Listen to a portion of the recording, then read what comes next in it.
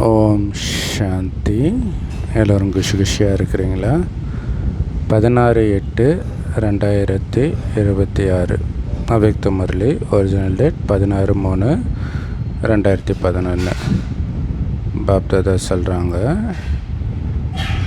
மனதின் மூலமாக இயற்கையை சதோகுணியாக, அதாவது தூய்மையாக, தெய்வீக நிலை கொண்டதாக ஆக்கிறதுக்கான சேவை செய்யுங்க. மனதின் மூலமாகவே சுப பாவனை, அதாவது சுப உள்ளுணர்வு, சுப காமனா, அதாவது சுப ஆசைகளை கொண்டு சமஸ்காரங்களை ஒருங்கிணைக்கும், அதாவது எல்லாரோடவும் இணக்கமாக செல்லும் நடனத்தை ஆடுங்கள்.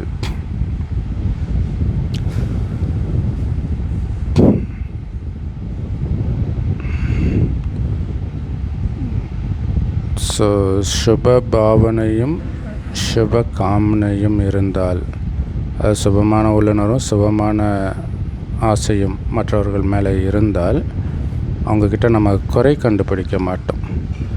குறை கண்டுபிடிக்கிறதுனால தானே சமஸ்காரம் முதல்ல வருது.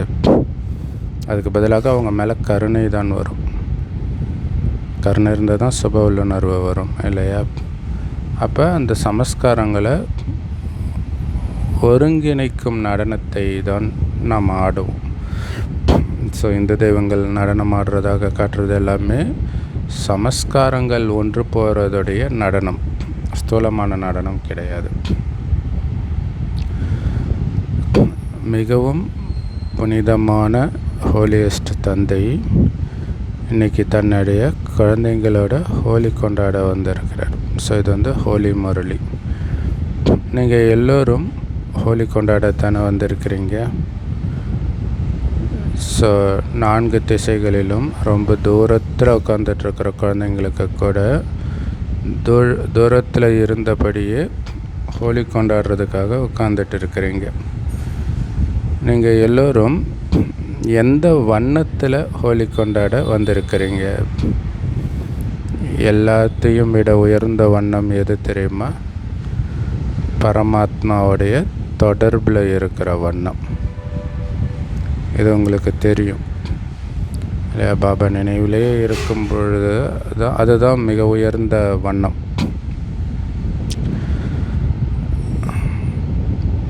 ஸோ இந்த வண்ணம் நம்ம எப்போவுமே ரொம்ப உயர்ந்தவர்களாக மாற்றக்கூடியது. இறைவன் நினைவிலே இருக்கிற வண்ணம். அது உண்மைதான் இல்லையா? நம்மளுடைய குணமே மாறும். பாபா எப்படி ரொம்ப உயர்ந்தவரோ அதே மாதிரி அவரோட புத்தியின் தொடர்பு இணைக்கிறதன் மூலமாக நாமளும் உயர்ந்தவராக மாறுறோம். யாரோட சேருமோ அவங்கள மாதிரியே தான் நம்ம மாறுவோம். பாபாவோட மட்டுமே சேர்ந்துட்டு இருந்தால் கண்டிப்பாக பாபா மாதிரியே நாமளும் உயர்ந்தவராகவே மாறுவோம். ஒவ்வொரு குழந்தையுடைய நெத்தியிலும் அதிர்ஷ்ட நட்சத்திரம் ஜொலிக்கிறத பாபா பார்க்குறாங்க. இந்த அதிர்ஷ்ட நட்சத்திரத்தை முழு கல்பத்திலையும் அதிர்ஷ்டசாலி குழந்தைகளுக்கு உங்களை தவிர வேறு யாருக்குமே கிடைக்காதுன்றார். அந்த உயர்ந்த அதிர்ஷ்டம் என்ன தெரியுமா? குழந்தைகளாக நீங்கள் தான் இரட்டை பவித்திரதாரியாக ஆகிறீங்க. இரட்டை தூய்மையானவர்களாக ஆகிறீங்க. உலகத்தில் தர்மாத்மாக்கள் இருக்கிறாங்க. அவங்க உடல் ரீதியாக தூய்மை ஆகிறது கிடையாது இல்லையா? அவங்க காமத்தினால தான் பிறக்கிறாங்க. எதிர்காலத்தில் பிராமண ஆத்மாக்களாகிய உங்களுடைய ஆத்மாவும் தூய்மையாகுது.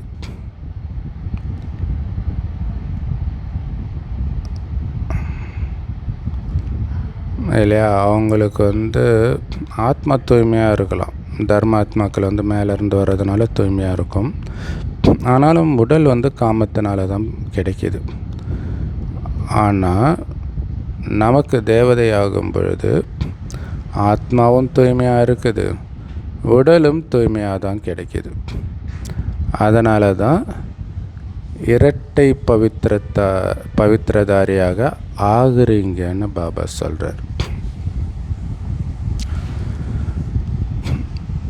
ஸோ இந்த இரட்டை பவித்திரத்தான தூய்மை, ஸோ இரட்டை பவித்திரத்தாவுக்கு பரிசாகத்தான் உங்களுக்கு இரட்டை மகுடம், அதாவது இரட்டை கிரீடம் கிடைக்கிது இல்லையா? தூய்மையின் கிரீடம், அப்புறம் தங்க கிரீடம்.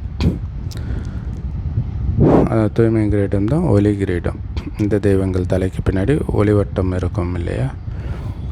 முழு கல்பத்திலையுமே இந்த சங்கமயுகத்தில் மட்டும்தான் தந்தையுடைய தொடர்பின் வண்ணத்தினால நீங்கள் இரட்டை பவித்திரதாரியாக, கிரீடதாரியாக ஆகுறீங்க. ஸோ பாபாவுடைய தொடர்பிலே இருக்கிறதுனால தான் நீங்கள் இரட்டை கிரீடதாரியாக, இரட்டை பவித்திரதாரியாக ஆகுறீங்க. சார் இரட்டை கிரீடதாரின்னு பாபா அடிக்கடி சொல்வார், பட் இரட்டை பவித்திரதாரின்னு இப்போ தான் சொல்வார். சங்கமயுகத்தில் ஏற்படுற இந்த பரமாத்மாவுடைய தொடர்பு நம்மளை இரட்டை பவித்திரதாரியாக ஆக்கிடுது. அதனால் நீங்கள் ஹோலி தந்தையோடு இணைஞ்சிருக்கிறதன் மூலமாக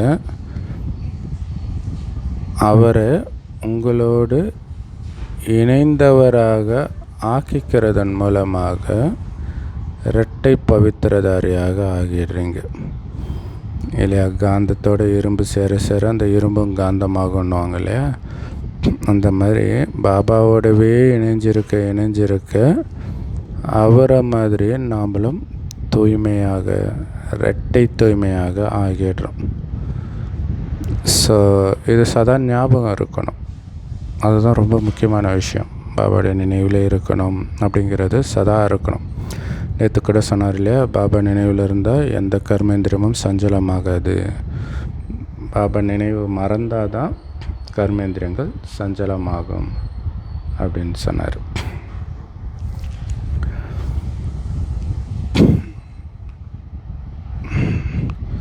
ஸோ பாபாவோட உங்களுடைய புத்தியின் தொடர்பு எவ்வளோ உயர்ந்ததுன்னா, இது நம்மளை எந்த அளவுக்கு உன்னதமானவர்களாக மாற்றுது பாருங்கள். அப்போ புரிஞ்சிக்கலாம் இந்த தொடர்பு எவ்வளோ உயர்ந்ததுன்ட்டு இல்லையா? முழு கல்பமும் நம்மளை ரொம்ப மதிப்பு மிக்கவர்களாக மாற்றுறதே பாபாவோடு நாம் இப்போ வைக்கிற தொடர்பு தான். உலக மக்கள் ஸ்தூல வண்ணங்கள்னால ஹோலி கொண்டாடுறாங்க. ஆனால் நீங்களும் தந்தையின் தொடர்பின் வண்ணத்தினால புனிதமாக மாறிடுறீங்க.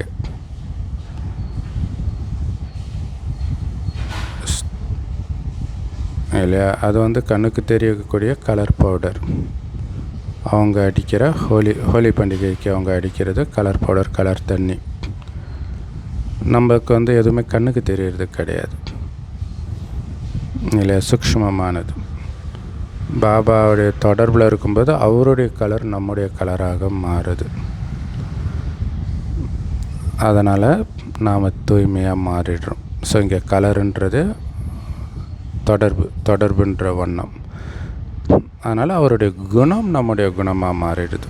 அதுதான் இங்கே வண்ணம். ஸோ அதனால் இரட்டை ஹோலியாக ஆகிடுறீங்க. அதனால் உங்களுடைய இந்த ஹோலி உலகத்துக்கு அப்பாற்பட்டது. பரமாத்மாவிற்கு ரொம்ப பிரியமான ஹோலி. அதனால் நஷா இருக்குது தானே. அதனால தான் பாபா கேட்டார், தூரத்தில் இருக்கிறவங்களும் ஹோலி கொண்டாட தானே வந்தீங்க இல்லை? இப்போ பாபாவின் நினைவின் தொடர்பில் இருக்கிறது தான். அது எங்கே இருந்தாலும் கொண்டாட முடியும் தானே. ஸோ அந்த போதை இருக்கணும். அவங்க கொண்டாடுறதெல்லாம் ஹோலியில் பல வகையாக இருக்குது ஸ்தூல ஹோலியிலே. ஸோ அதில் மிக உயர்ந்த ஹோலி நாம் கொண்டாடுறது தான். ஆனால் இது சூக்ஷ்மமாக இருக்குது. இதுதான் கடவுளுக்கே பிடித்த ஹோலி. நம்முடைய இந்த ஆன்மீக ஹோலி இறை தொடர்பின் வண்ணம் காரணமாக அரை கல்பத்திற்கு நம்மளை எந்த அளவுக்கு தூய்மையானவர்களாக ஆக்குது பாருங்கள். இல்லை, இதுதான் ஆன்மீக ஹோலி. சூப்பர் இல்லையா? அவங்களதெல்லாம் சும்மா உலகியல் ரீதியான கொண்டாட்டத்திற்கான ஹோலி. அதனால் எந்த நன்மையும் இல்லை. செலவு, நேரம் வேஸ்ட்டு, ட்ரெஸ் எல்லாம் கலராகிடும். ஸோ எல்லா விதத்துலேயும் அது நஷ்டம்தான். ஆனால் இந்த ஆன்மீக ஹோலியின் மூலமாக, அதாவது இறை தொடர்பின் வண்ணத்தின் மூலமாக அரை கல்பத்துக்கு நீங்கள் தூய்மை ஆகிடுறீங்க. எந்த அளவுக்கு தூய்மை ஆகுறீங்க அப்படின்னா, இப்போ வரைக்கும் உங்களுடைய விக்கிரகங்களுக்கு விதிமுறைப்படி பூஜை நடக்குது. அந்த போதை உங்களுக்கு இருக்குது தானே. இப்போ நீங்கள் கொண்டாடுற ஹோலியோடைய நினைவு அது. சில ஊர்களெலாம் பார்த்திங்கன்னா தெருக்கு 2 கோயில் இருக்கும். அதில் அவ்வளோ ஆச்சரியமாக இருக்குது. அங்கே அந்த அளவுக்கு சேவை செஞ்சுருப்பாங்க. குறிப்பாக மனசை சேவை செஞ்சுருப்பாங்க. ஸோ அதனால்தான் விதிமுறைப்படி உங்களுடைய சித்திரங்கள் வணங்கப்படுதுன்ற அந்த போதை உங்களுக்கு இருக்குதா? வேறு யாருடைய சித்திரங்களும் இவ்வளவு பக்திபூர்வமாக வணங்குறது கிடையாது இல்லையா? காந்திக்கு, எம்ஜிஆருக்கு, காமராஜருக்கு, இவங்களுக்கெல்லாம் என்ன இவ்வளோ பக்திபூர்வமாக அலங்காரம் பண்ணி அபிஷேகம் பண்ணி பக்தர்களும் கூட்டத்தோடு வந்து பயபக்தியோடு வணங்குறாங்களா என்ன? நீங்கள் உங்களுடைய சொந்த சித்திரங்களையே பார்த்துட்டு இருக்கிறீங்க. மற்றவங்களும் வணங்கப்படுறாங்க.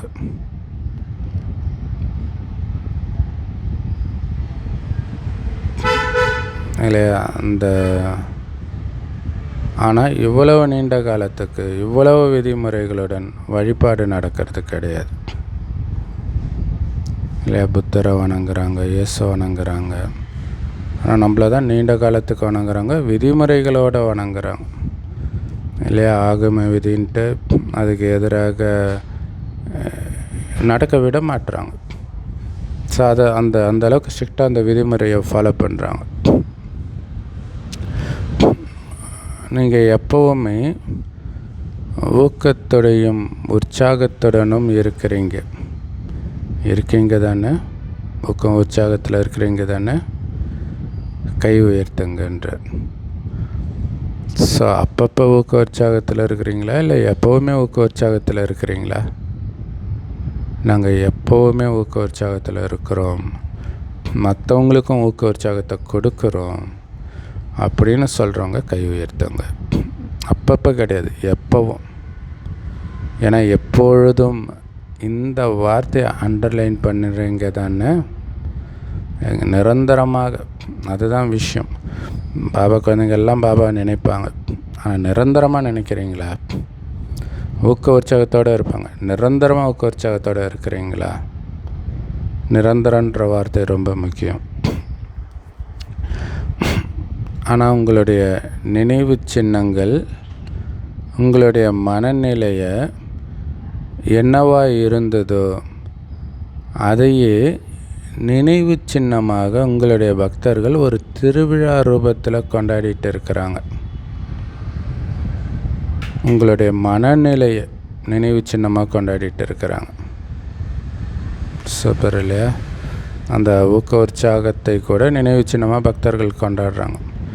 நீங்கள் அந்த காவடி தூக்கிட்டு வரும்போதெல்லாம் அப்படி ஒரு ஊக்க உற்சாகத்தோடு நடக்கிறத நம்ம பார்க்கலாம். நெருப்பு மிதிக்கிறது எல்லாமே. நீங்கள் இறைவனின் தொடர்பின் வண்ணத்தை பூசிக்கிட்டீங்க, அவங்களும் வண்ணம் பூசுகிறாங்க. ஆனால் அவங்க உடல் உணர்வில் இருக்கிறதுனால ஸ்தூலமான வண்ணத்தை பூசிடுறாங்க. ஸோ அதையுமே கூட அவங்க ஊக்க உற்சாகமாக தான் கொண்டாடுவாங்க இல்லையா? ஏதோ தார்மார் ஹோலியோ ஏதோ ஒன்று இருக்கும். அதில் வந்து குச்சால பெண்கள் அடிப்பாங்க ஆண்களை. ஸோ அது கூட குஷியாக தான் அவங்க கொண்டாடுவாங்க இல்லையா. ஹோலினாலே அவ்வளோ சந்தோஷமாக இருக்கும், ஊக்க உற்சாகத்தோடு. இப்போ நம்மளுடைய ஊக்க உற்சாகத்தோடைய நினைவு சின்னம் அது. ஆனால் அவங்க கொண்டாடுற ஹோலிக்கு வந்து செலவு அதிகம். அதோடைய முடிவு வந்து சிலருக்கு நல்லா இருக்கும், சிலருக்கு நல்லா இருக்காது. இப்படி தான் அவங்க கொண்டாடுறாங்க.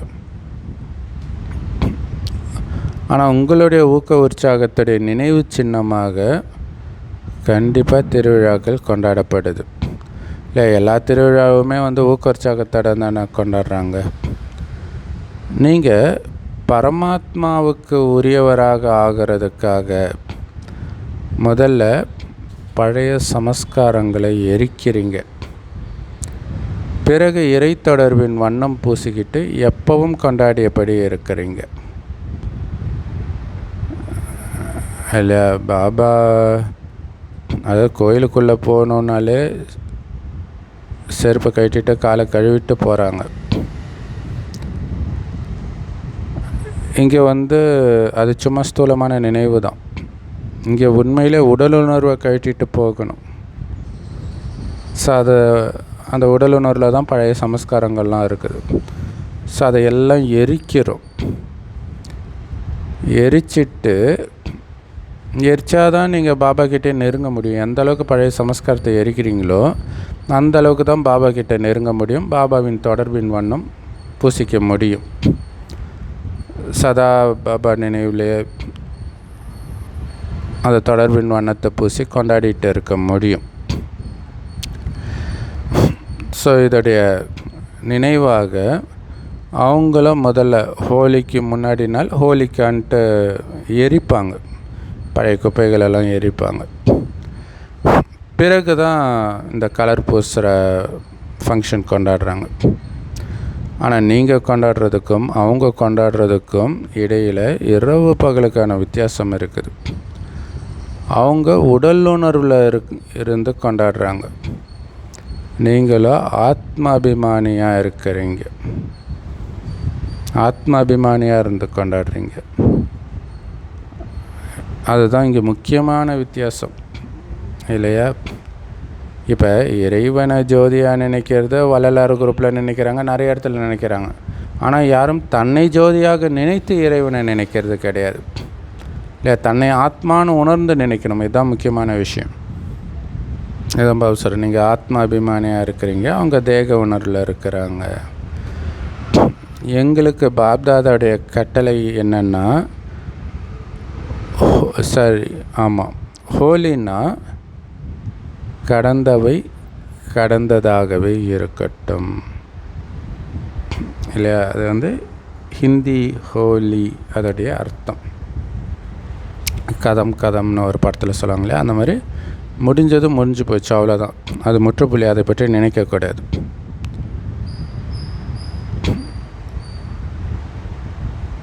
அவங்க கூட ஹோலி நடந்து முடிஞ்சது அப்படின்னு சும்மா வாயளவில் சொல்கிறாங்க. ஆனால் அதோடைய அர்த்தத்தை வந்து நடைமுறைக்கு கொண்டு வர முடியல அவங்களால இல்லை. அவங்களுமே ஹோலிக்கு இப்படி ஒரு அர்த்தம் சொல்கிறாங்க அப்படி இருக்குது பக்தியில். ஆனால் அதை வந்து அவங்களால நடைமுறைக்கு கொண்டுட்டு வர முடியல. இதுதான் முக்கியமான விஷயம். பாபா கொடுக்குற ஞானம் எல்லா மதத்துலேயும் கொஞ்சம் கொஞ்சம் இருக்கும் தான், ஆனால் அதை அவங்களால நடைமுறைப்படுத்த முடியாது. அதுதான் பிரச்சனை. ஒரு கணத்தை இருந்தால் மறு கணத்தை காட்டுன்னு பைபிளில் இருக்குதான். அது இப்போ சமீபமாக சர்ச்சுக்குள்ளேயே அடிச்சுக்கிட்டாங்க, பாதிரியாரையே அரெஸ்ட் பண்ணியிருக்கிறாங்க. அப்போ பாருங்கள், நீங்கள் எல்லோரும் அதுதான் பணிவு தான் பாதுகாப்பு கவசன்றார். இன்றைக்கி எல்லார் கையிலையும் ஃபோன் இருக்குது. அப்படி அடித்தா என்ன ஆகுன்றதை கூட உணர முடியாத அளவுக்கு கோபம் வருதுன்னா யோசிச்சு பாருங்கள். நீங்கள் எல்லோரும் ஹோலி, அதாவது கடந்ததாகத்தானே செய்கிறீங்க. ஹோலி செய்கிறீங்க தானே, அதாவது கடந்ததாக முற்றுப்புள்ளி வைக்கிறீங்க தானே. அல்லது அப்பப்போ தான் செய்ய முடியுது பாபான்றீங்களா? ஏன்னா கடந்து போன விஷயத்தை நினைக்கிறதுனால தேவையில்லாத சங்கல்பம்தான் அதிகமாக ஓடும். அதுதான் உங்களுக்கு கோபத்தை, பயத்தை, வெறுப்பை இதெல்லாம் உண்டாக்கும். அதனால் உங்கள் டைமும் வேஸ்ட் ஆகுது இல்லையா? கடந்ததை நினைக்கிறதுனால யாருக்கு லாபம்? அது எந்த விஷயமா இருந்தாலும் சரி, உங்களுக்கு சந்தோஷத்தை கொடுக்கக்கூடிய விஷயமே கூட நீங்கள் நினைத்தால், அதாவது பாபா நினைவு, பாபா ஞானத்தை தவிர மற்றதை சொல்கிறேன், நினைக்கிறதுனால எந்த லாபமும் கிடையாது. நேரம்தான் வேஸ்ட்டாக ஓடும், வீண் எண்ணங்கள் ஓடும். அப்போ உங்கள் மனம் உங்கள் கட்டுப்பாட்டில் இல்லாமல் ஓடிட்டு இருக்குது, டைமும் வேஸ்ட் ஆகுது. ஸோ நீண்ட காலத்துக்கு இந்த பழைய சமஸ்காரங்கள் நீங்கள் விரும்பாமலே செயல்பட தொடங்குது அப்படின்னா, இந்த சங்கமயுகத்துடைய ஒவ்வொரு நிமிடமும் இந்த ஒரு பிறவியில் உங்களுக்கு 21 பிறவிக்கான பாக்கியத்தை உருவாக்குது. அப்போ ஒவ்வொரு சங்கல்பமும் ஒவ்வொரு நிமிடமும் எவ்வளவு மதிப்பு மிக்கது யோசித்து பாருங்கள். அதை வேஸ்ட் பண்ணுறீங்க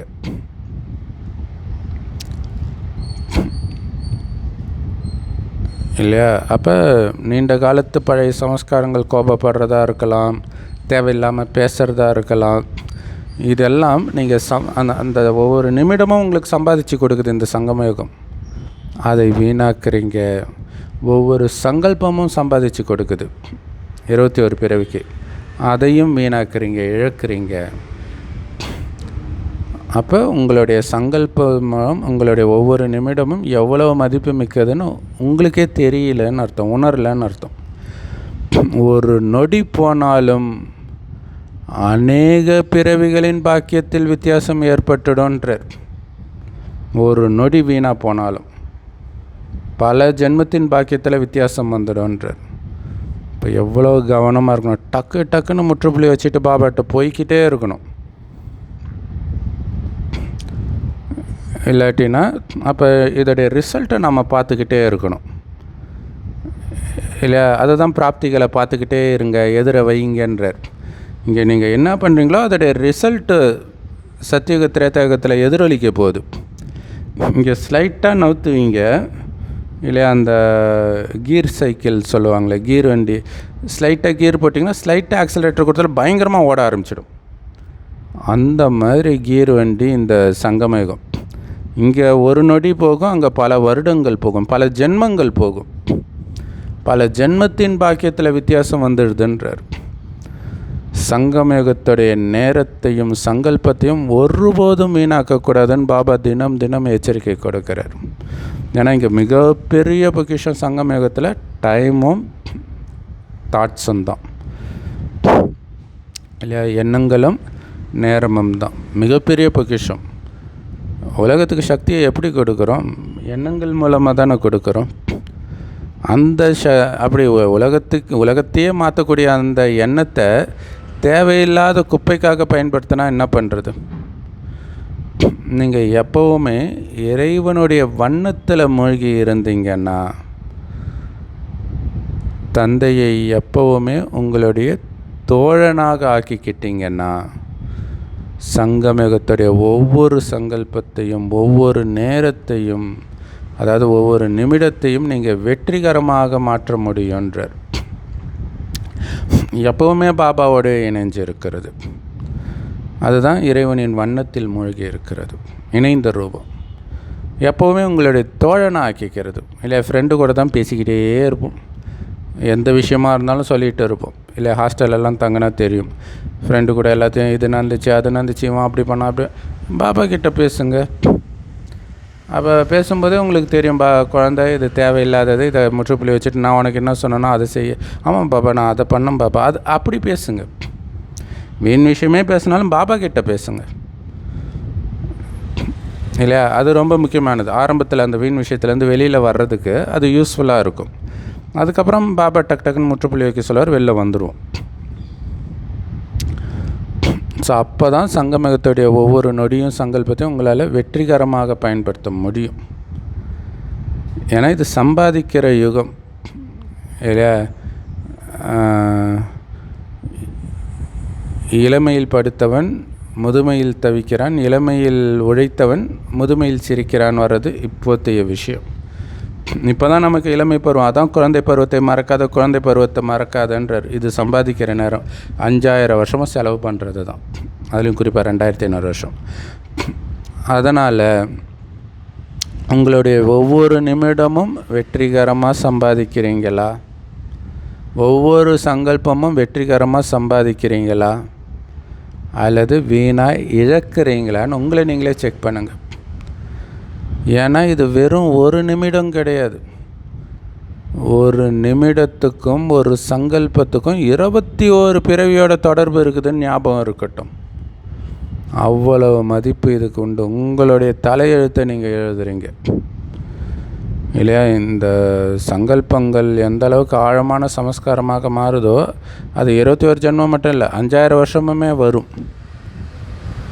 உங்கள் தலையெழுத்தை எழுதுகிற நேரம் இந்த சங்கமயுகம். ஸோ அதனால் இந்த அளவுக்கு நேரத்தின் மீதும் சங்கல்பத்தின் மீதும் எப்போவுமே உங்களுக்கு மதிப்பு இருக்குதா அப்படின்னு உங்கள் இதயத்தை நீங்களே கேளுங்க, சிந்திச்சு பாருங்கள்.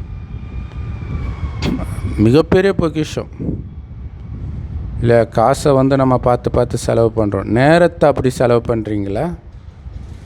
அது ரொம்ப முக்கியமான விஷயம். எண்ணங்களை அந்த மாதிரி செலவு பண்ணுறீங்களா?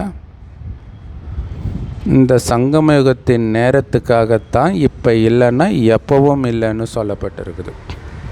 இப்போ நீங்கள் இழந்துட்டிங்கன்னா அவ்வளோதான், திரும்ப வராது, எப்போவுமே வராது. 5000 வருடம் கழித்து வரும்போதும் நடந்ததே தானே நடக்கும், அப்பயும் இழந்துடுவீங்க. அதுதான் நமக்கு மிகப்பெரிய வழியை கொடுக்கும். இந்த ஞானம் எந்த அளவுக்கு ஆழமாக பதியுதோ அந்த அளவுக்கு ஞானத்தை விட்டு வெளியில் மீறி நடந்ததும் உங்களுக்கு கடைசியில் பயங்கர வழியை கொடுக்கும். ஸோ அதனால் இந்த அளவுக்கு நேரத்தின் மீதும் எண்ணத்தின் மீதும் அவ்வளவு மதிப்பு உங்களுக்கு எப்போவுமே ஞாபகம் இருக்கணுன்றார், உங்கள் நினைவில் இருக்கணும். அப்போ தான் நீங்கள் எல்லோரும் ஹோலி கொண்டாடினீங்கன்னு அர்த்தம். எப்போவும் ஹோலி கொண்டாடணும், அவங்களுக்கு ஒரு நாள் தான் ஹோலி இல்லையா? அப்போ ஹோலினாலே பயன்படுத்துகிறோம் கரெக்டாக. தந்தையின் தொடர்பின் வண்ணத்தை பூசிக்கிட்டீங்க இல்லையா? பாபாவுடைய கலர் எந்த அளவுக்கு அள்ளிப்பு, வாவ் சூப்பர். இதுதான் பார்த்திங்கன்னா அங்கேயும் ஆஞ்சநேயர் கலர் எடுத்து உடம்பு ஃபுல்லாக பூசிக்குவார். அதுதான் பிரபுவுக்கு பிரியமானது. அது உண்மையிலே என்ன கலர்? பிரபுவோடைய கலர், பிரபுவோடைய நினைவுனால் வர கலர். அதனால் நாள் முழுவதும் தந்தையின் வண்ணத்தை பூசியபடி இருந்தீங்களா இல்லையா? அவருடைய நினைவின் தொடர்பிலேயே இருந்தீங்களா? பரமாத்மா தொடர்பிலே நாம் இருந்தோமா அல்லது வேறு எங்கேயாவது தேவையில்லாமல் நேரத்தையும் எண்ணத்தையும் வீணாக்குனா அப்படின்னு செக் பண்ணுங்க. சூப்பர் இல்லையா? ஒன்று பாபா இல்லைன்னா வெளியில். இப்போ ஸ்தூலமாக சிவன் கோயிலே இருக்கிறது ஈஸி, ஆனால் சிவன் நினைவிலே இருக்கிறது, ஒருவேளை சிவன் கோயிலுக்கு போனால் அந்த நினைவு வருதுன்னா அது கூட பண்ணுங்கள், எந்த யுக்தியாவது பயன்படுத்துங்க இல்லையா? ஏன்னா அது உங்களுக்கு பழக்கம் ஆயிடுச்சுன்னா அப்புறம் எங்கே இருந்தாலும் அந்த நினைவு இருந்துக்கிட்டே இருக்கும். ஒவ்வொரு பக்தர்களும் இஸ்கான் குரூப்புக்காரங்க ஆகும்னா இஸ்கான் இதுக்கு போயிடுறாங்க, பிருந்தாவனத்துக்கு போயிடுறாங்க, சிவபக்தர்கள் சிவன் கோயிலுக்கு போயிடுறாங்க, வள்ளலார் பக்தர்கள் வடலூருக்கு போயிடுறாங்க. அப்போ நாம் பாபாக்கிட்டே இருக்கணும். அதுக்கு ஆரம்பத்தில் ஸ்தூலமாக எங்கேயாவது போனால் தான் வருதா? பாபா சொல்கிறார் தனியாக போய் அடிக்கடி தனியாக உட்காந்துக்கோங்கன்றார். ஸோ ஸ்தூலமாகவும் சில விஷயம் பண்ண வேண்டியதாக இருக்குது அந்த நினைவை ஸ்ட்ராங் படுத்துறதுக்கு. ஆனால் செக் பண்ணுங்க, தலையசைச்சு சொல்லுங்கள், கை உயர்த்த வேண்டாம், இப்படி தலையசைத்து காட்டுங்கள். ஸோ இது எல்லாத்தையும் பாபா ரெக்கார்ட் பண்ணுறார். இதுதான் இங்கே முக்கியமான விஷயம். இது குரானில் இருக்குது. கடைசியில் நீங்கள் இப்படி சொன்னீங்கன்னா அல்லாஹ் சொல்லுவார் அப்படின்ட்டு. அதுக்காக தான் பாபா இதெல்லாம் கையசைக்க சொல்கிறது எல்லாமே. சரி, நான் கையசைக்கலை, நான் லேட்டாக தானே வந்திருக்கிறேன் அப்படின்னாலும் முரளி கேட்குறோம்ல, படிக்கிறோம்ல, அதை போட்டு காட்டுவார். பாப்தாதா எப்போவுமே இதை செய்கையாக நமக்கு சொல்கிறார், எச்சரிக்கை கொடுக்குறார். உங்களுடைய மனதுடைய சுபமான சதோகுண சங்கல்பங்கள் மூலமாக இயற்கையும் கூட சதோகுணியாக மாற்றிக்கிட்டே இருங்கன்றார் இல்லையா. சதோகுணி சங்கல்பங்கள்னால தூய்மையான தெய்வீக சங்கல்பங்கள், சாதாரண சங்கல்பமே இருக்கக்கூடாது. வீணானது விகாரத்தை விடுங்க, சாதாரணமானவனே. அதனால தான் நீங்கள் சாதாரணமானவனே நினைக்காதீங்கன்றார். நேற்று சொன்னார் இல்லையா, சம்பூர்ண நிலை வர வைங்க, அதிலே நிலைச்சிருங்கன்றார். அப்போ தான் அந்த சாதாரணத்தன்மை போகும். ஸோ நம்ம சுபசங்கல்பங்கள் பிறருக்கு வைக்க வைக்க இயற்கையுமே சதோகுணமாக மாறும். ஸோ இதுதான் மனச சேவை அப்படின்னு சொல்கிறோம். அது ஞாபகம் இருக்குதா? ஏன்னா இப்போ இயற்கை பெரிய அளவில் தன் காரியத்தை செய்ய போகுது. இதுவோ ஒரு சின்ன விஷயம்தான்.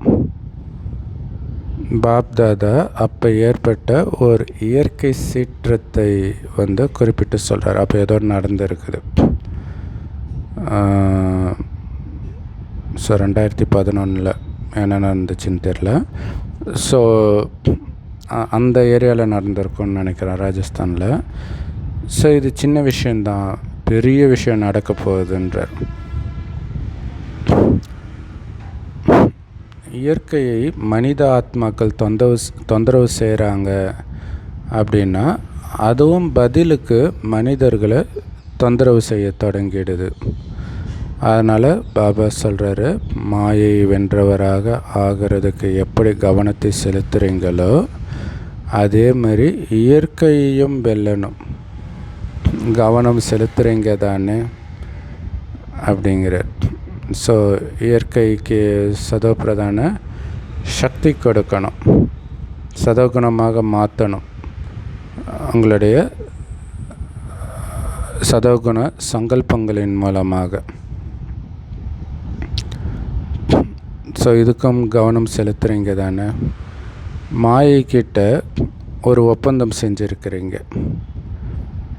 அதாவது உன்னோட வேலை வர்றது, என்னோட வேலை உன்னை வெற்றி பெறுவது. அனைவரும் இந்த ஒப்பந்தத்தை செஞ்சுருக்கிறீங்க தானே. இது சூப்பராக இருக்குல்ல. நீ வந்துக்கிட்டே இரு, நான் உன்னை ஜெயிச்சுக்கிட்டே இருக்கிறேன். இதுதான் ஒப்பந்தம். பைபிளில் உடன்படிக்கைன்னு அது கடவுளோட பண்ணுறதா வரும். இங்கே மாயையோடவே நம்ம உடன்படிக்கை பண்ணியிருக்கிறோம். நீ வருவ, நான் உன்னை ஜெயிப்பேன் அப்படின்ட்டு. ஸோ அப்படி ஒப்பந்தம் பண்ணிட்டீங்களா? பண்ணலன்னா இப்போ பண்ணிவிடுங்க. மாயையை வென்றவராக ஆகணும் தானே. இந்த மாதிரி இயற்கையை வென்றவராகவும் ஆகணும். ஏன்னா நீங்கள் ஆட்சி செய்யணும் இல்லையா. உங்களுடைய ராஜ்யம் வந்துக்கிட்டு இருக்குது தானே, அந்த போதை இருக்குது தானே. உலக மக்களோ பாவம் என்ன ஆகுமோன்னு யோசித்து பயப்படுறாங்க. ஆனால் உங்களுக்கு தெரியும், இப்போ சங்கம யுகத்தின் அமிர்த வேலை நடந்துட்டு இருக்குது. அப்படின்னா அமிர்த வேலைக்கு பிறகு என்ன வரும்? விடியற்காலை வரும். அந்த விடியற்காலையில் தான் நம்முடைய ராஜ்யம் வரப்போகுது. அந்த போதை, அந்த நஷா இருக்குதா? மற்றபடி இப்போ இருக்குது. இது நம்முடைய ராஜ்யமா? சாரி, சத்தியுகத்தை தான் பாபா சொல்கிறார். சத்தியுகம் நம்முடைய ராஜ்யமா அல்லது வெறும் மகாரதிகளுக்கான ராஜ்யமா? இது உங்கள் எல்லாருடைய ராஜ்யம். அதனால் என்ன நடக்குமோ அப்படின்னு உங்களுக்கு எந்த கவலையும் கிடையாது. ஏன்னா உங்களுக்கு தெரியும், வரப்போகிறது சொர்க்கம். நல்லதிலும் நல்லதாகவே நடக்கும். அப்படின்னா உங்களுடைய ராஜ்யத்தில் இயற்கை கூட சதோ பிரதானமாக இருக்கணும் இல்லையா. அப்போ இயற்கையை தமோகுணத்திலேருந்து சதோகுணமாக யார் மாற்றுவாங்க? இல்லை, உங்கள் ராஜ்யத்தில் இயற்கையும் சதோ பிரதானமாக இருக்கணும்னு தானே ஆசைப்படுறீங்க. அப்போ அதையும் மாற்ற வேண்டியது உங்களுடைய கடமை தானே. அல்லது இயற்கை எப்படி இருந்தாலும் பரவாயில்ல அப்படின்னா நடந்துடுமா? உங்களுடைய ராஜ்யத்தில் அப்படி நடக்குமா?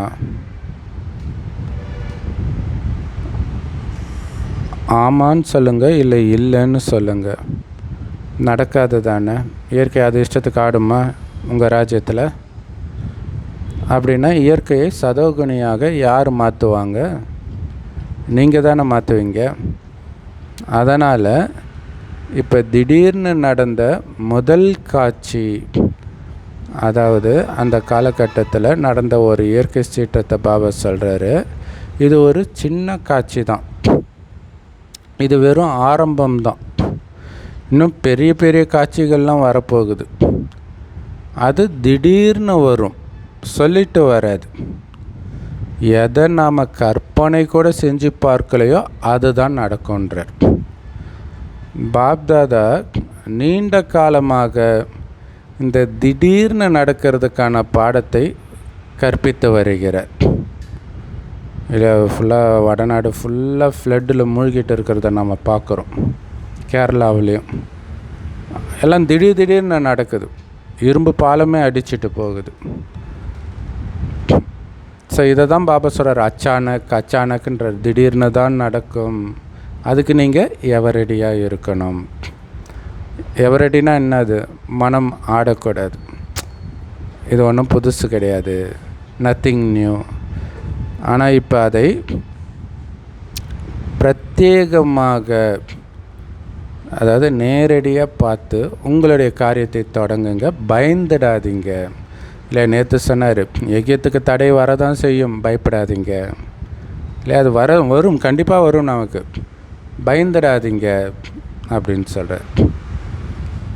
ஸோ அதே மாதிரி தான் இயற்கையின் சீற்றம் வரும், அதோடைய காரியத்தை தொடங்கும், பயப்படாதீங்க. உங்களுடைய காரியம் என்ன? அதை சாந்தப்படுத்துறது தான், பேய் ஓட்டுறது தான். இல்லை, மனிதர்களுக்குள்ளே இருக்கிற பேயும் ஓட்டணும், இயற்கையில் இருக்கிற பேயும் ஓட்டணும். ஒரு கதை ஒன்று சொல்லுவாங்களாம். நாலாபுறமும் தீப்பத்தி எரிஞ்ச போதும் பரமாத்மாவுடைய குழந்தைங்க மட்டும் பாதுகாப்பாக இருந்தாங்கன்னு. அப்படின்னா இப்போவும் கூட குழந்தைங்க பாதுகாப்பாக தானே இருக்கிறீங்க இல்லையா? அந்த இயற்கை சீற்றத்துலேயும் நீங்கள் பாதுகாப்பாக தானே இருந்தீங்கன்ற. மற்றபடி டெஸ்ட் பேப்பர் வரதான் செய்யும், பயந்துடக்கூடாது. கண்டிப்பாக நமக்கு ஒன்றும் ஆகாதுன்றது அசைக்க முடியாத நம்பிக்கை இருக்கணும். ஆனால் உங்களுக்கு ரெட்டை வேலை இருக்குது. ஒன்று, அச்சமற்றவராக மாறி அதை எதிர்கொள்ளணும். ரெண்டாவது, உங்களுடைய பக்தர்கள் மற்றும் உங்களுடைய துக்கப்படும் சகோதர சகோதரிகளுக்கு யார் சேவை செய்வாங்க இல்லையா? ஒன்று, தைரியமாக மாறி நீங்கள் எதிர்கொள்ளணும் எல்லா பிரச்சனையும். அடுத்தது, துக்கத்தில் இருக்கிற உங்கள் சகோதர சகோதரிகளுக்கும் நீங்கள் தான் உதவி செய்யணும். வேறு யார் இருக்கிற அவங்கள விட்டால், உன்னை விட்டால் வேறு யாருன்னு பாடுறாங்க இல்லையா? உங்கள் பக்தர்களுக்கு யார் சேவை செய்வாங்க? நீங்கள் இறை தொடர்பின் வண்ணத்தில் மூழ்கி இருக்கிறீங்க, அதுதான் இங்கே முக்கியம் இல்லை? இறை தொடர்பின் வண்ணத்தில் மூழ்கி இருக்கிறதன் மூலமாக தான் நீங்கள் தைரியமாக எதிர்கொள்ள முடியும், மற்றவர்களுக்கு சேவையும் செய்ய முடியும். ஸோ இறை தொடர்பின் வண்ணத்தில் மூழ்கி இருக்கிறீங்க. அதனால் பரமாத்மா தொடர்பின் வண்ணத்தின் மூலமாக நீங்கள் எதை அடைஞ்சிங்களோ அதை உங்கள் சகோதர சகோதரிகளுக்கும் பக்தர்களுக்கும் மிகுந்த அன்போடு இதயபூர்வமாக பகிர்ந்தளியுங்கள். அப்போ உங்களுக்குள்ளே வரணும், வந்தால் தானே நீங்கள் கொடுப்பீங்க.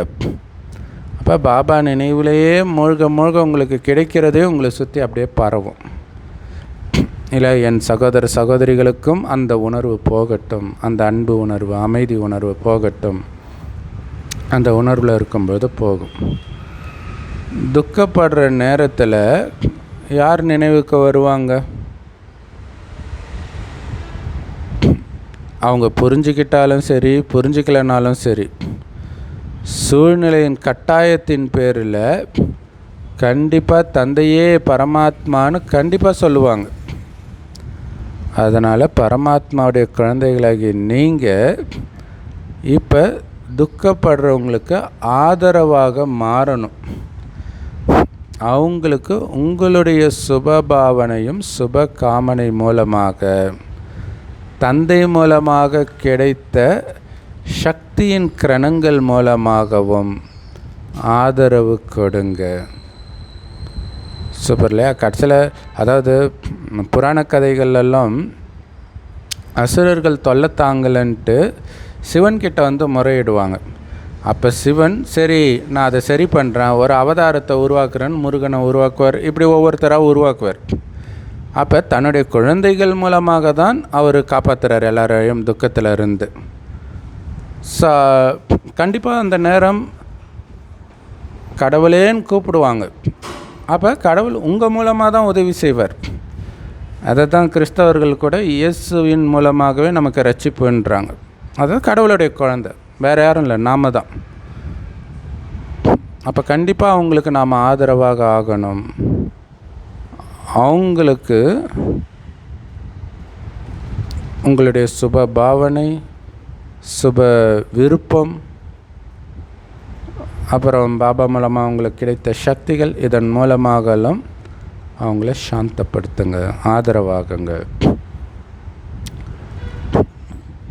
குடும்பத்தில் வந்து ஒருவருக்கொருவர் ஒத்துழைப்பு கொடுக்குறோம் தானே. அதனால தான் இதுக்கு பேர் சகயோகம் அல்லது சிரேஷ்ட யோகம்னு சொல்லப்படுது. அதுதான் அந்த மனசா சேவை தான் ஆதரவு கொடுக்கறதுக்கான சாதனம். இல்லை, மனதின் மூலமாக தான் அவங்கள ஆறுதல் படுத்துவீங்க. அது அவங்களுக்கு திடீர்னு ஒரு அமைதியை கொடுக்கும், அனைத்தையும் இழந்த நேரத்துலையும். செய்தியும் அனுப்பப்பட்டது. அதாவது நேரத்தை உங்களுக்குன்னு நிர்ணயம் செய்யுங்க. அதாவது குறிப்பிட்ட நேரத்தை மனசா சேவைக்கு ஒதுக்குங்கன்ட்டு. அதுவாக நடக்காது. நீங்கள் தான் டைம் டேபிள் போடணும், அதை ஸ்ட்ரிக்டாக ஃபாலோ பண்ணணும். அப்போ தான் நடக்கும். எல்லா விஷயமுமே அப்படி தான். சாதாரண லௌகிக விஷயமே நீங்கள் இந்த டைமுக்கு போடணும்னு நினைக்கும் போது தான் நிறைய வேலை செய்யும்போது தான் செய்ய முடியும். ஆச்சரியமாக இருக்கும். நீங்கள் அதெல்லாம் பண்ணாமல் பண்ணிங்கன்னா ரொம்ப கம்மியான வேலை தான் செய்வீங்க. அதுவுமே செய்ய முடியாது, விரக்தி தான் இருக்கும். அதனால் டிராஃபிக் கண்ட்ரோல், அமிர்த வேலை, இதெல்லாம் எப்படி நிச்சயமாக இருக்குதோ அதனால தானே செய்கிறீங்க. இல்லை, இந்த டைம் டிராஃபிக் கண்ட்ரோல் பண்ணணும், இந்த டைம் அமிர்த வேலை யோகா பண்ணணுன்றதுனால தானே செய்கிறீங்க. அதே மாதிரி உங்களுடைய இந்த மனசா சேவையும் இப்போதைய காலத்தின் தேவைக்கேற்ப ரொம்ப ரொம்ப அவசியமானதுன்றார். அதனால் இதுக்கும் நேரத்தை ஒதுக்குங்க, கருணை உள்ளம் கொண்டவராக ஆகுங்க. இல்லையா? மனசா சேவையின் மூலமாகத்தான் பக்தர்களை ஆறுதல் படுத்த முடியும். அப்படின்னா அதுக்கு நீங்கள் நேரம் ஒதுக்கணும் தானே. இது ரொம்ப முக்கியம்ன்றார். அதனால் நேரம் ஒதுக்குங்க, கருணை உள்ளம் கொண்டவராகுங்க. அதுக்கு கூட உங்களுக்கு டைம் இல்லையா? உலகத்துக்கு நன்மை செய்பவராக ஆகுங்கள். உங்களுடைய ஸ்வமானமே, அதாவது ஒரு சிலர் வந்து எனக்கு டைமே இல்லை, சேவையிலே இருக்குது அப்படின்வாங்க. சரி, ஓகே, சேவைக்கு போகிறீங்க இல்லையா, அந்த போகிற நேரம் மனசா சேவைக்கான நேரம்னு வைங்க. சேவையுமே உங்களால் கண்டினியூஸாக பண்ண முடியாது, நடுவில் ரெஸ்ட் எடுப்பீங்களா, அதெல்லாம் மனசா சேவை நேரம். அப்படியெல்லாம் நம்ம யுக்தியாக ஒதுக்கியே ஆகணும். கம்பல்சரி அந்த நேரம் மனசா சேவைக்கு அப்படி ஒதுக்கணும். அதுக்கும் நம்ம டைம் டேபிள் போடணும். இப்படி உலகத்துக்கே நன்மை செய்பவராக ஆகுங்க. உங்களுடைய ஸ்வமானம் என்ன? விஸ்வ கல்யாணக்காரி இல்லையா? உலகத்துக்கே நன்மை செய்பவர். அப்படின்னா உங்களுக்குள்ள அந்த அளவுக்கு கருணை இருக்குதா? இல்லை விஸ்வ மாதா, ஜெகன் மாதா இப்படி தானே சொல்கிறாங்க. அந்தளவுக்கு கருணை இருக்குதா? தாயன்பு இருக்குதா? அல்லது அதுவாகவே நடந்துடுமா? நீங்கள் தான் கருணை வச்சு நேரத்தை ஒதுக்கி சக்தி கொடுக்கணும். அதனால் இதில் அலட்சியமாக இருக்கக்கூடாது. ஏன்னா நீங்கள் யாருக்கு ஆன்மீக ஒளியை கொடுக்குறீங்களோ அவங்க தான் உங்களுடைய பக்தர்களாக ஆவாங்க. இல்லை, அப்போ இத்தனை கோயில்களில் இவ்வளவு கூட்டம் இருக்குதுன்னா அத்தனை பாபா குழந்தைங்க சேவை செஞ்சுருக்கிறாங்கன்னு தானே அர்த்தம். அமைதியாக உங்களுக்கு தெரியாமல் இருக்கலாம், ஆனால் அவங்க வம்ச சேவை பண்ணிகிட்டே இருக்கிறாங்க. அதனால தான் விழுந்து விழுந்து அவங்களுக்கு அவ்வளோ பக்தர்கள். ஸோ அதுமாரி நமக்கும் பக்தர்களை உருவாக்கணும். ஸோ ஆன்மீக ஒளியை வழங்குறவங்க இதுதான் முக்கியம். அவங்க தான் உங்களுடைய பக்தர்கள், வெறும் ஞானத்தை சொல்கிறவங்க மட்டும் கிடையாது. அதனால் என்ன பண்ணணும், கவனம் இருக்குதா? ஸோ எனக்கு கவனம் இருக்குது பாபா, இன்னும் நான் அதை அதிகப்படுத்தும் பாபான்னு நினைக்கிறவங்க கைகளை உயர்த்துங்கன்னு பாபா சொல்கிறார். ஸோ கைகளை மேலேயும் கீழேயும் அசைச்சிட்டு இருக்கிறத பாப்தாதா டிவியில் பார்க்குறாரு.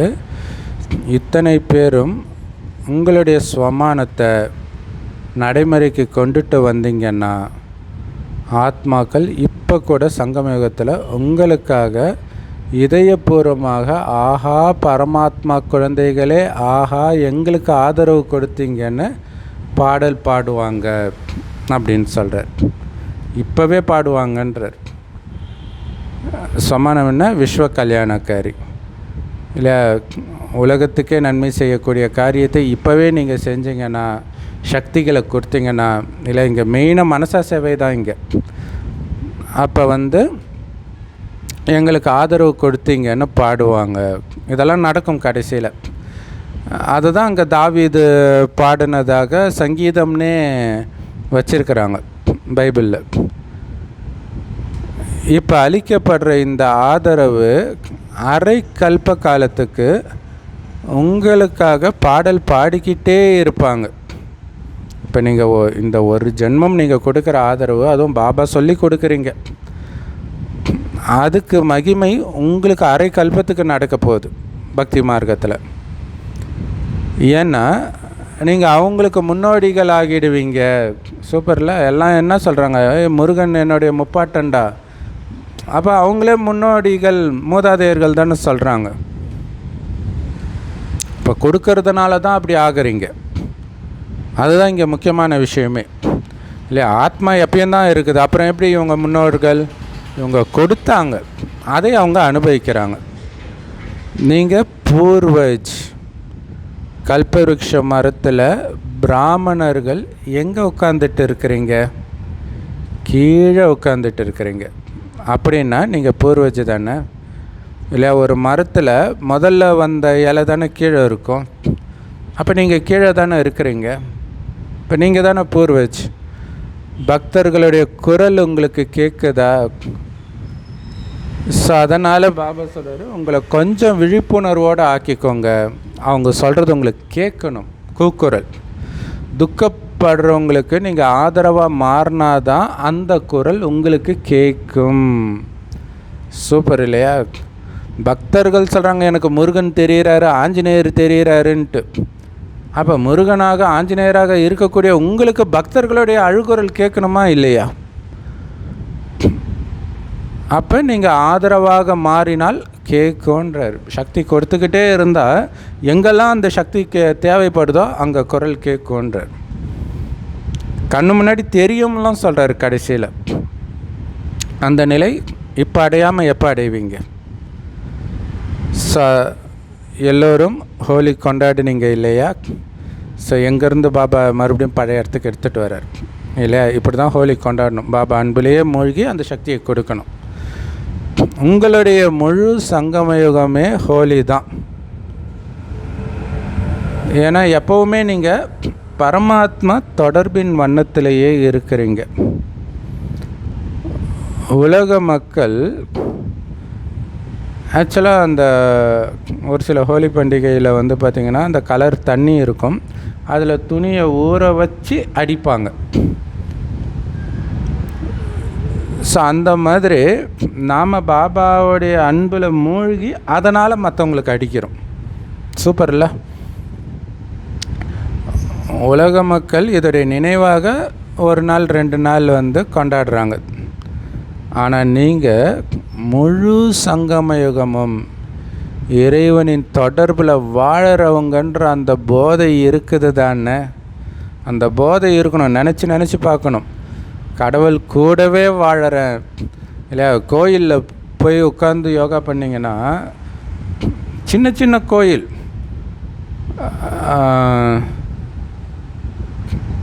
நேற்று எதனாலன்னு தெரில, மதியம் வெள்ளிக்கிழமை, ஆனால் மதியம் அவ்வளோ கூட்டம் இருந்துச்சு. ஒரு சின்ன அம்மன் கோயில், அந்த தெரு இப்படி வளையிற இடம், அவ்வளோ பெண்கள் நிற்கிறாங்க, அவ்வளோ பாவனையாக. அப்போ அதுவே நான் தான் இல்லையா, அம்மன்றது நான் தான். அப்போ அந்த போதை இருக்கணும். ஏன் அம்மனுக்கு அவ்வளோ மகிமை? ஏன்னா சிவன் கூடவே வாழறதுனால. சங்கமேகம் ஃபுல்லாக அந்த போதை இருக்குதா? உலக மக்கள் பாவம், இறைவா இதை செஞ்சு கொடு, அதை செஞ்சு கொடுன்னு கேட்டுக்கிட்டே இருக்கிறாங்க. ஆனால் உங்களுக்கு 21 பிறவிக்கான உத்தரவாதம் கிடைச்சிடுச்சு இல்லையா. ஒருபோதும் சொப்பனத்தில் கூட துக்கத்தின் எந்த ஒரு காட்சியும் வராது. இதில் பாருங்களேன், ஏழைகளுக்கு கவர்மெண்ட் உதவி பண்ணுது. யார் மூலமாக உதவி பண்ணுது? அரசாங்க ஊழியர்கள் மூலமாக. அரசாங்க ஊழியர்களுக்கு சம்பளம் என்ன? லட்சக்கணக்கில் இல்லையா. அப்போ அந்த லட்சக்கணக்கில் சம்பளம் வாங்குறவன் அந்த ஒன்றுமே இல்லாதவங்கிட்ட போய் லஞ்சம் வாங்கினா எப்படி இருக்கும்? அப்போ மக்களுக்கு கோபம் வருது இல்லை. அப்போ 21 பிறவிக்கு பொக்கிஷம் நிரம்பி இருக்குது. ஆனால் பாவம் அவங்க இதை கூட அதை கூடன்னு ஒரு ஜென்மத்துக்கு கேட்டுட்டு இருக்கிறாங்க. அப்போ நீங்கள் கொடுக்கணும் இல்லை அவங்களுக்கு. ஏன்னா உங்களுக்கு கனவுல கூட துக்கத்தின் காட்சி வராதுன்ற அந்த 21 ஜென்மத்துக்கு. எண்ணத்தில் கூட துக்கத்தின் அலை எழாது. அந்த ஒரு சின்ன எண்ணம் கூட, என்ன ஆயிடுமோ, இவங்க இறந்துட்டா என்ன ஆயிடுமோ, இந்த மாதிரி எண்ணம் கூட வராது. அதனால் சதா ஒவ்வொருத்தரும் தங்களுடைய ராஜ்யத்தை ஒரு வேளை பெற விரும்புகிறாங்க அப்படின்னா, இப்போ தங்களுடைய சத்தியுக பரிவாரமான தோழர்களை, மேலும் கௌரவமான பிரஜைகளை, ராயல் பிரஜைகளை, சாதாரண பிரஜைகளை இப்போவே உங்களால் உருவாக்கிக்க முடியும். பாருங்கள், சத்தியுகத்தில் உங்களுடைய குடும்பத்தை, உங்களுடைய தோழர்களை இப்போ உருவாக்கிக்க முடியுன்றார் இல்லையா. ராஜ்யத்தை சத்தியுகத்தில் அடையணும்னு விரும்புகிறீங்க தானே. அப்போ நீங்கள் இப்போ உருவாக்கணும். அதே மாதிரி உங்களுடைய பிரஜைகள் எல்லாரையுமே இப்போ உருவாக்க முடியும். எல்லாமே மனசா சேவையின் மூலமாக தான் நடக்குது. அதனால்தான் அது மிக உயர்ந்த சேவைன்றார் இல்லையா. மற்றவர்களுக்கு உதவி செய்கிறது மட்டும் இல்லை, அதுக்கு உங்களுக்கு மிகப்பெரிய சன்மானம் வேறு கிடைக்குது, உலக ராஜ்யமே கிடைக்குது. 21 பிறவிக்கான உத்தரவாதம் இருக்குது. அதனால் கொஞ்சமாவது சேவை செய்யுங்கன்றார். மனசா சேவை, அதுக்குன்னு நேரம் ஒதுக்குங்க. கொஞ்சமாவது ஒதுக்காமல் நடக்காதுன்றார். ஏன்னா உங்களுடைய சங்கல்ப சக்தி ஏற்கனவே இருக்குது, எண்ணத்தின் வலிமை இருக்குது. நிறைய பாபா குழந்தைங்க சொல்கிறாங்க, நான் நினைக்கிறதெல்லாம் நடக்குது பிரதர். அதை நினச்சி பெருமைப்படுறதுக்காக, மற்றவர்களுக்கு சக்தியை கொடுக்கறதுக்காக அந்த வலிமை வந்துருக்குது இல்லையா. நான் நினச்சதெல்லாம் நடக்கிறதுன்னு இதில் எல்லைக்குட்பட்டதிலே சந்தோஷப்பட்டுட்டு இருக்கிறாங்க. ஸோ அப்போ நடக்குதுன்னு தெரியுதுல்ல, அப்போ சுபமான விஷயத்துக்கு அதை பயன்படுத்தணும்ல. தந்தைக்கிட்டேருந்து எதை அடைஞ்சிங்களோ அதை உங்களுடைய சகோதர சகோதரிகளுக்கும் கொடுங்க. பிராமண குடும்பத்தோட சமஸ்காரங்களை ஒருங்கிணைக்கும் நடனம் எனக்கு ஆட தெரியுதா அப்படின்னு செக் பண்ணிக்கோங்கன்ற இல்லையா. நம்ம ஏற்கனவே சொல்லியிருக்கிறோம், அந்த டான்ஸ் ஆடுற மாதிரிலாம் கோயிலில் இருக்கிற சிலைகள் வந்து சமஸ்காரம் ஒத்து போகிற நடனம். அந்த நடனத்தை எப்போ ஆடுவீங்க அப்படிங்கிற டேட்டையும் ஃபிக்ஸ் பண்ணுங்கன்னு பாபா சொல்லியிருந்தார்.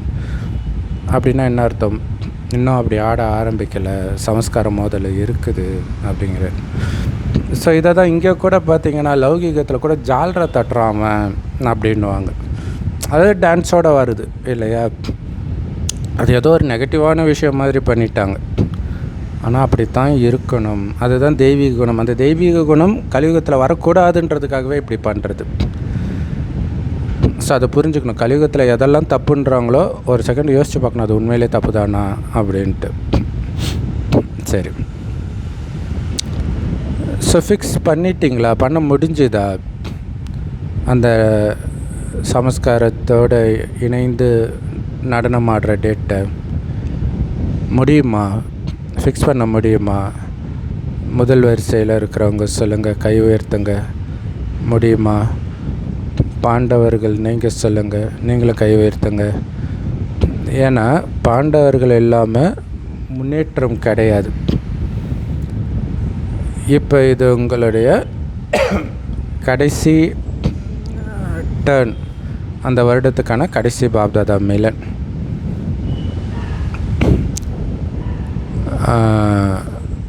ஆக்சுவலாக இன்னும் ஒரு இது மட்டும் மீதி இருக்க தான், பாப்தாதா மீட் இருக்குது. ஆனால் அந்த வருடத்துக்கான கடைசி இதுன்றாரு.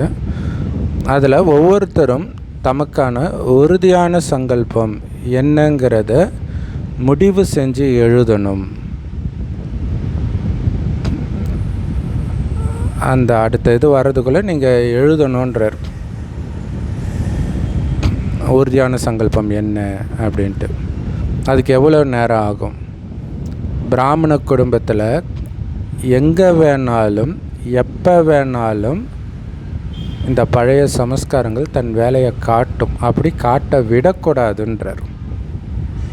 இதுதான் முக்கியம் இல்லையா? பழைய சமஸ்காரமே எட்டி பார்க்க விடக்கூடாது, கட் பண்ணிக்கிட்டே இருக்கணும். அதுக்கு தான் நான் சம்பூர்ணமாக இருக்கிறேன், தேவதையாக இருக்கிறேன், எதை இழக்கவும் தயார், ஆனால் தெய்வீக குணத்தை இழக்க மாட்டேன். அந்த புன்னகை, அந்த அமைதி, அன்பு, இதை இழக்க மாட்டேன். அன்பாக நடந்துக்கிறது, இதை இழக்க மாட்டேன். அப்படிங்கிறதுல கவனம் கொடுத்துக்கிட்டே இருக்கணும். ஸோ என்னோட சமஸ்காரமாக இருந்தாலும் சரி, மற்றவங்களுடைய சமஸ்காரமாக இருந்தாலும் சரி, அது என் மேலே தாக்கத்தை ஏற்படுத்தக்கூடாது. ஸோ இல்லை, என்னுடைய பழைய சமஸ்காரமும் தாக்கத்தை ஏற்படுத்தக்கூடாது, மற்றவர்களுடைய சமஸ்காரமும் தாக்கத்தை ஏற்படுத்தக்கூடாது. இதுக்கான டேட் ஃபிக்ஸ் பண்ண முடியுமா? கைகளை உயர்த்துங்கன்றார். இல்லை, அப்படி தாக்கத்தை ஏற்படுத்தலைனாலே உங்களால் சமஸ்காரங்களோட இணைஞ்சு நடனம் ஆட முடியும். ஸோ பாபா கேட்குறார், எல்லோரையும் ஃபோட்டோ பிடிங்க. ஏன்னா இப்போ இந்த திடீர் காட்சியை பார்த்தீங்க இல்லையா? ஸோ அப்போ ஜப்பானில் நிலநடுக்கமும் சுனாமியும் ஏற்பட்டதாம்.